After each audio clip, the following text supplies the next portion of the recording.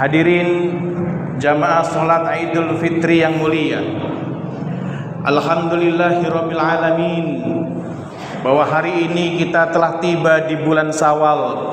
Setelah sebulan penuh Allah Subhanahu wa taala memberikan kesempatan kepada kita untuk menikmati keberkahan Ramadan. Semoga Allah Subhanahu wa taala terima puasa kita, qiyamul lail kita, tilawah Al-Qur'an kita, dan apa-apa kebaikan yang pernah kita laksanakan di bulan Ramadan. Dan kita berharap hadirin, semoga pada hari-hari berikutnya, pada bulan-bulan berikutnya, Allah perkenankan kita untuk senantiasa beribadah kepadanya dengan lebih baik lagi. Allahu Akbar, Allahu Akbar, Allahu Akbar, walillahil hamd. Saudara-saudaraku rahimakumullah, sungguh Idul Fitri ini sangat identik dengan silaturahim dan saling memaafkan. Memberi maaf itu mulia, dan meminta maaf itu hebat. Oleh karenanya ikhwati fillah rahimakumullah, di hari yang bahagia ini, mari lapangkan hati seluas-luasnya untuk memberikan maaf kepada siapapun yang telah berbuat khilaf kepada kita. Dan marilah kita beranikan diri untuk meminta maaf atas segala kesalahan dan dosa yang pernah kita lakukan. Meminta maaf terutama kepada orang tua kita, ayah dan ibu kita, ikhwati fillah. Dari Anas bin Malik radhiyallahu anhu, Rasulullah sallallahu alaihi wasallam bersabda, babani muajjalani uqubatuha, babani muajjalani uqubatuhuma fid dunya, al-baghyu wal uquq. Dua perbuatan dosa yang Allah akan segerakan azabnya di dunia ini, yaitu al-baghyu wal uquq, perbuatan dolim dan durhaka kepada orang tuanya. Hadis riwayat Hakim.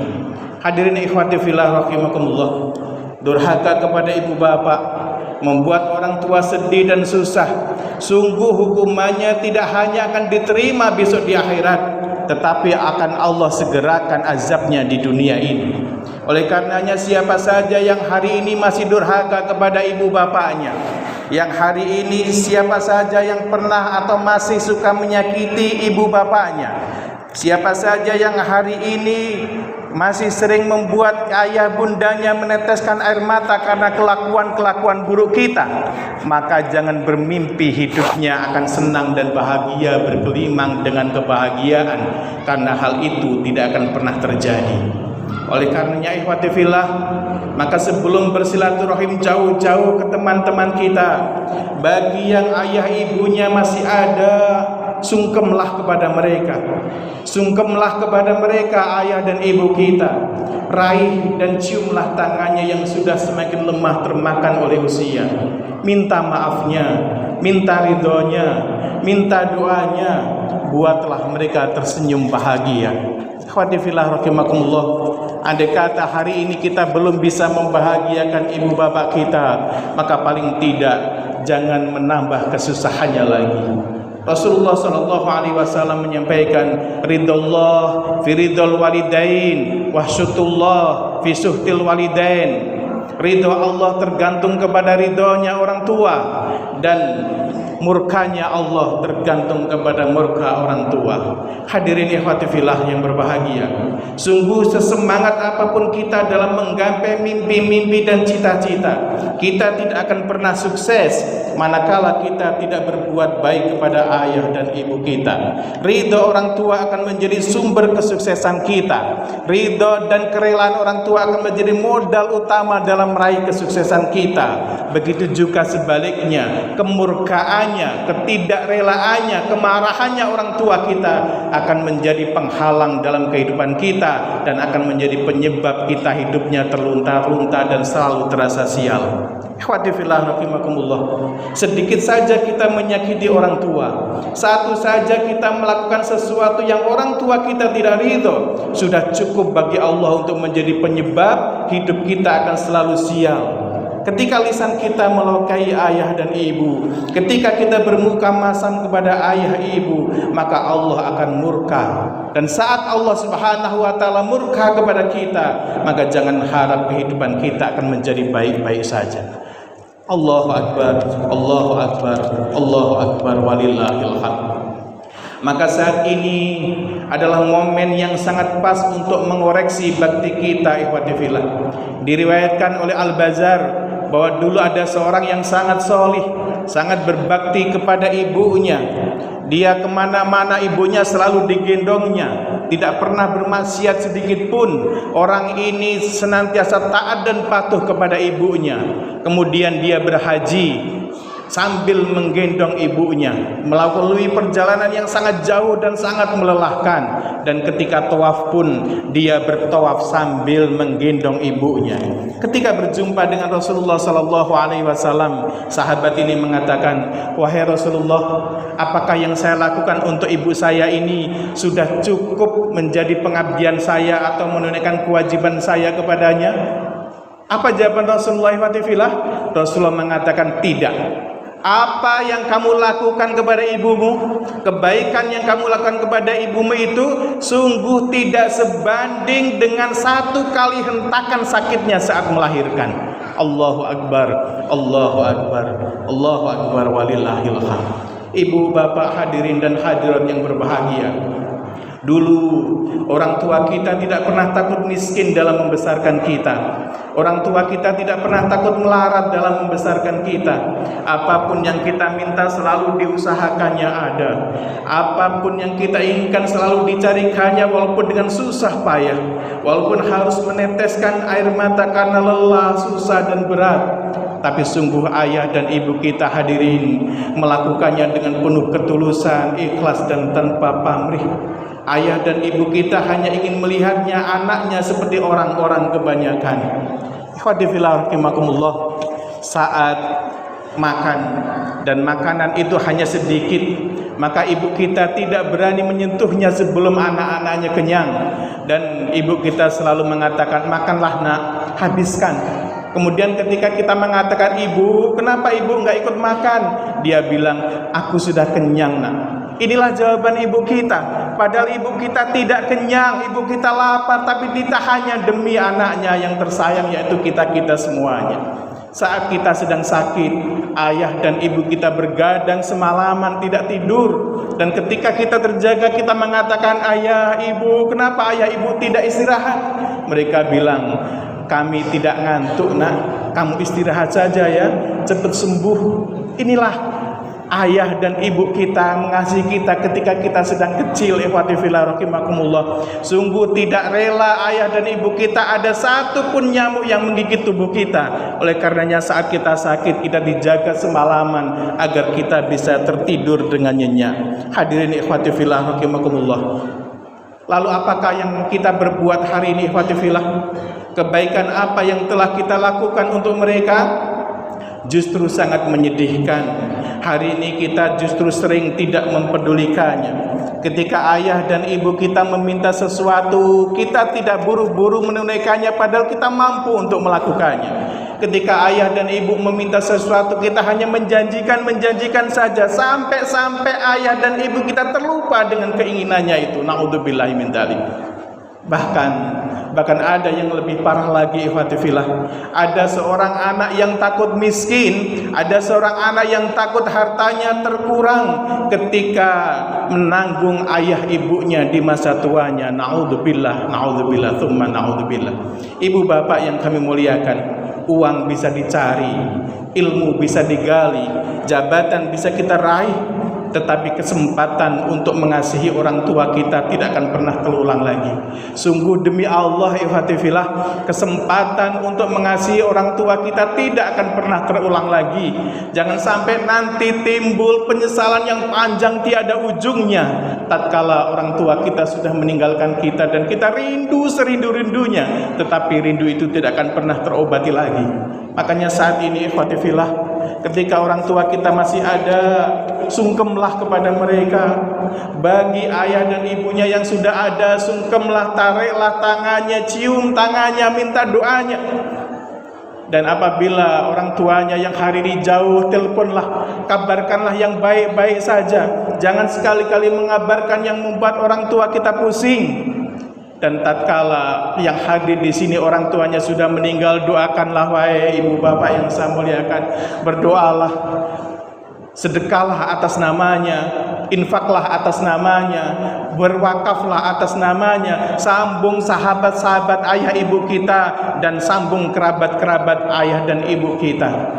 Ketika kita baca Quran, ketika kita sholat sunnah, ketika kita som sunnah, berikan pahalanya, kirimkan pahalanya untuk ayah dan ibu kita yang sudah meninggal dunia. Ikhwati fillah rahimakumullah. Allahu akbar, Allahu akbar, walillahil hamd.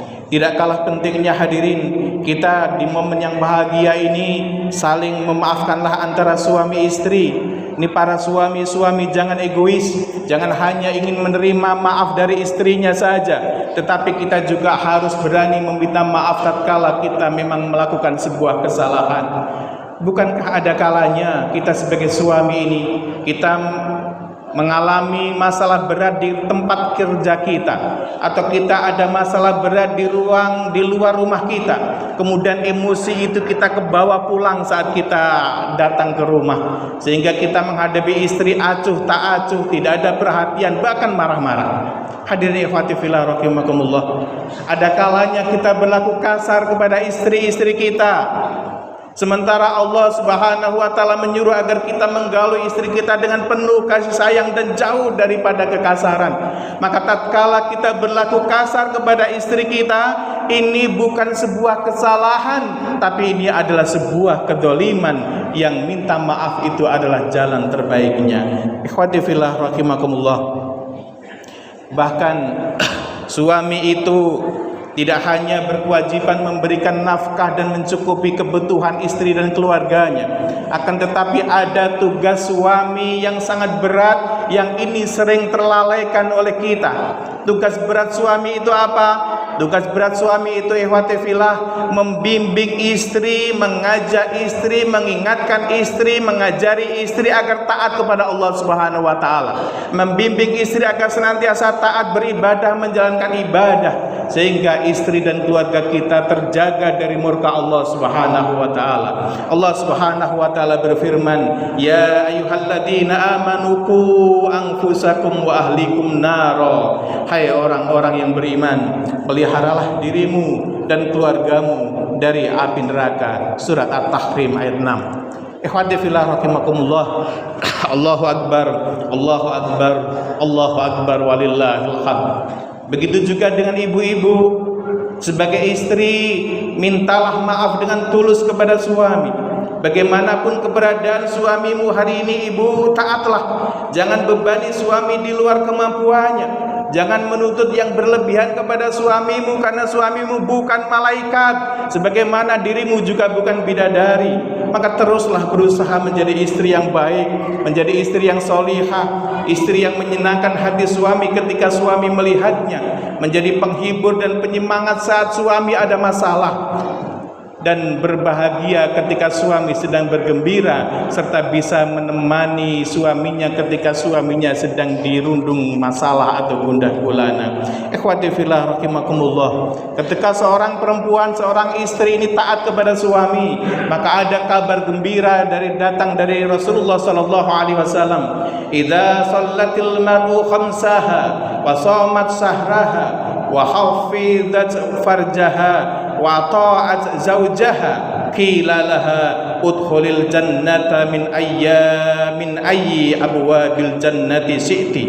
Jika seseorang wanita selalu menjaga salat 5 waktu dan berpuasa di bulan Ramadan dan menjaga kemaluannya dan taat pada suaminya, maka dikatakan kepadanya udkhulil jannata min ayyi abwabil jannati syi'ti, masuklah ke dalam surga lewat pintu mana saja yang kamu sukai. Allahu akbar, Allahu akbar, walillahil hamd.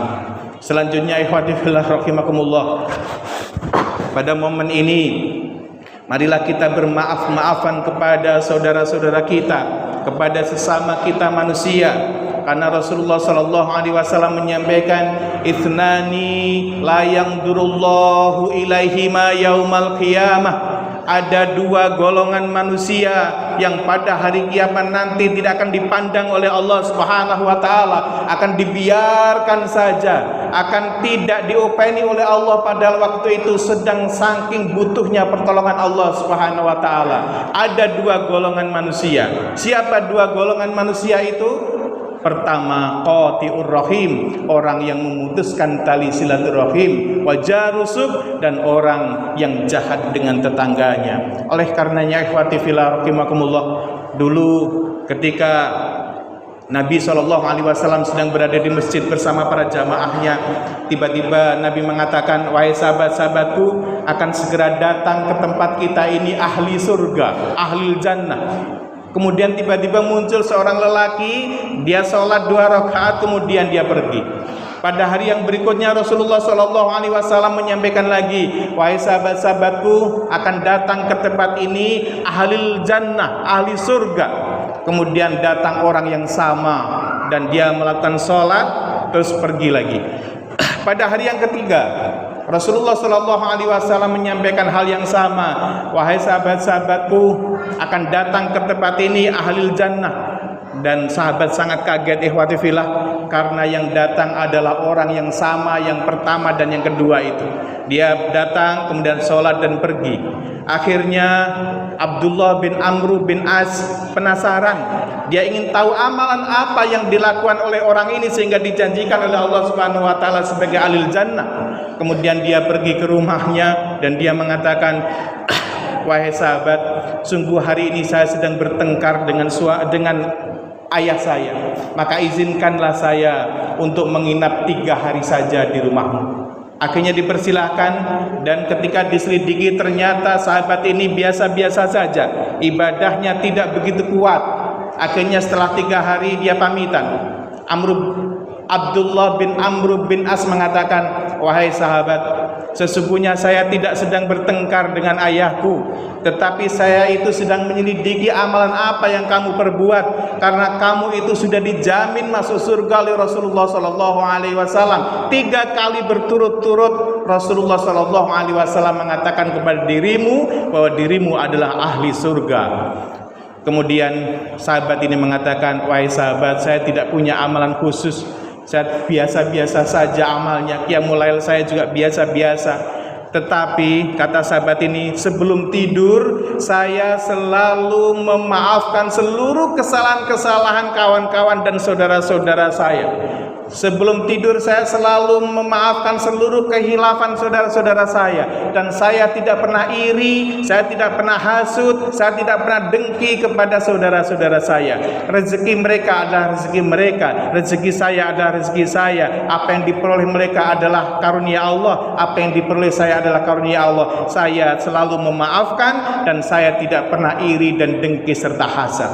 Kemudian Abdullah bin Amr bin As mengatakan, oh ini ternyata rahasianya kamu disebut oleh Rasulullah sebagai ahli jannah, yaitu senantiasa memaafkan dan tidak ada rasa dengki serta hasad kepada sesama. Ikhwati fillah rahimakumullah, semoga Allah Subhanahu wa taala beri kekuatan kepada kita untuk berani meminta maaf atas segala kesalahan dan berani memaafkan terhadap apa yang sudah saudara-saudara zalim kepada diri kita.